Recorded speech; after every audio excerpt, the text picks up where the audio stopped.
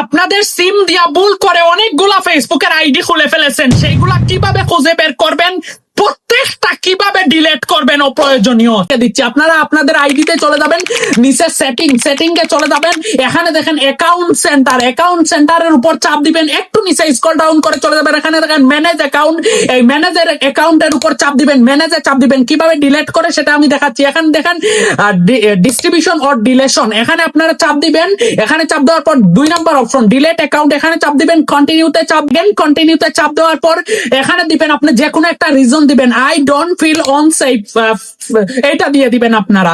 তারপর again continue দিবেন, দিয়ে দেওয়ার পর এখান থেকে আপনাদের ইনফরমেশন গুলা ডাউনলোড করতে পারেন, না করলে কন্টিনিউতে আপনারা চাপ দিবেন। এগেন কন্টিনিউতে চাপ দেওয়ার পর এখানে পাসওয়ার্ড দিলেই আপনার আইডিটা সরাসরি ডিলিট হয়ে যাবে।